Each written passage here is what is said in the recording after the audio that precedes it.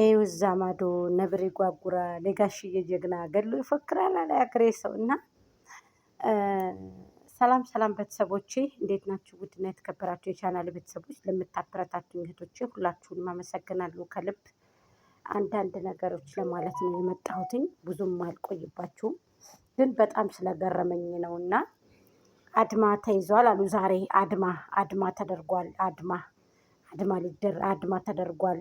አብርሃምን ከሶሻል ሚዲያ ለማጥፋት አሊያም ደግሞ ቪዲዮን ላለማየት መጨረሻ ለማጥፋት ሳይሆን ስለማይሳካላችሁ ቪዲዮን የአብርሃም ቪዲዮ የሚለቀውን ላለማየት አድማ ተደርጓል አሉ ዛሬ። ሰምታችኋል? ቤተሰብ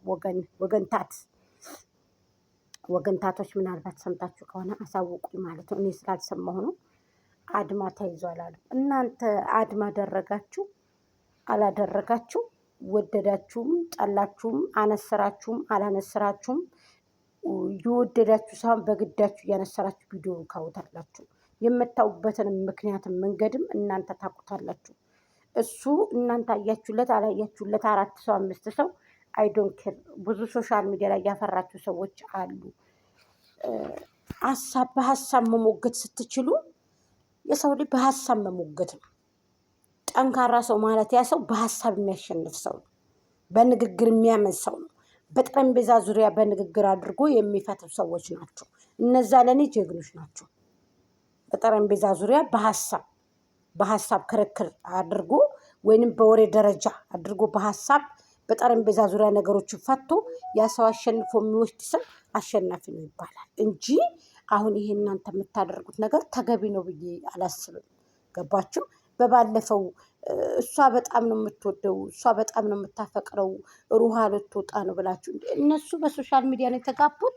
በሶሻል ሚዲያ አልፈልግም ተባብለው ተፋቱ። ጠይቀሽ ፊኩም ያን ያደ አሁን ምንድን ነው እንደዚህ አድማ? እና አብርሃም ታደሰ ጋሽዬ ልጅ እናንተ አድማ አደረጋችሁ፣ እናንተ አድማ አላደረጋችሁ አይ ዶንት ኬር ጋይስ። ሞኝ አትሁኑ፣ ብዙ ጊዜ ጅል አትሁኑ። እኔ ለዚህ ነው እኮ የምቃወማችሁ።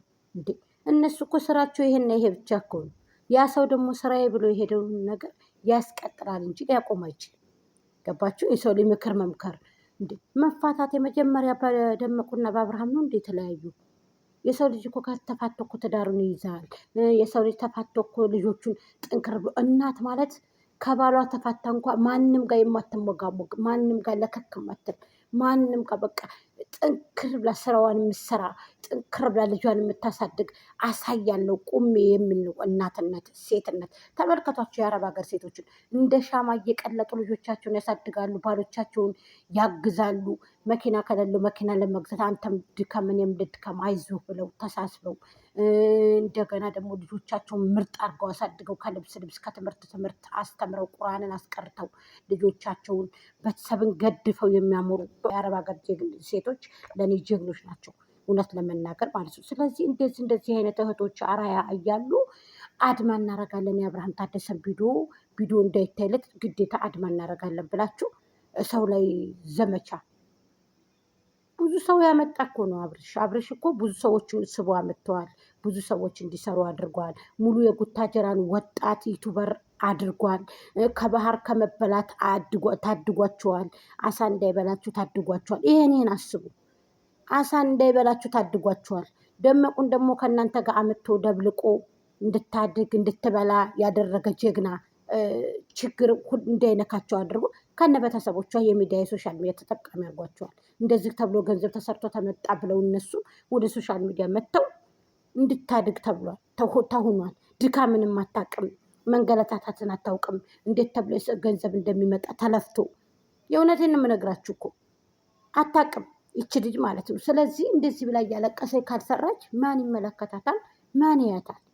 እሷ ወደ ፈቅዳ ነው እንደዚህ የምትሆነው አይደለ? ስለዚህ እናንተ በሀሳብ መሞገት በሀሳብ ማሸነፍ ሲያቀታቸው እንደዚህ አድርጋችሁ እንትን የምትሉት ለምንድን ነው? ይሄ ነገር ተገቢ ነው ብላችሁ ታስባላችሁ?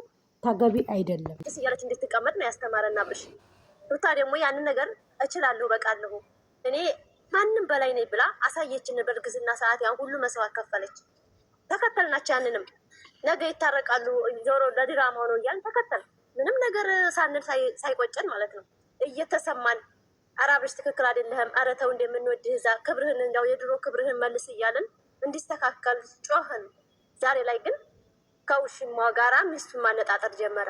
በፊት ለፊት አልፈልግሽም ሲል አንድ ወንድ ልጅ የያዘች ሴትና ብዙ መስዋዕት የከፈለችለት ሴት ዝቅ አድርጎ ሲናገር እኛ ተመልክተን ላይክ እየሰጠን ቢው እየሰጠን ተመልካች ነው እንጂ ያጠገባቸው አብርሽና ሩታ ስህተት የላቸውም።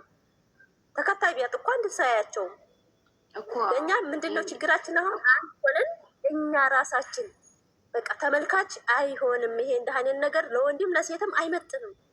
ትውልድ እየጠፋ ነው። እኔ ልጆች ይሄንን ቪዲዮ ሸር ሳደርግ የኖርኩ ሴትዮ ዛሬ ላይ አትይው ባያችሁ ይሰሙኛል እንዴ?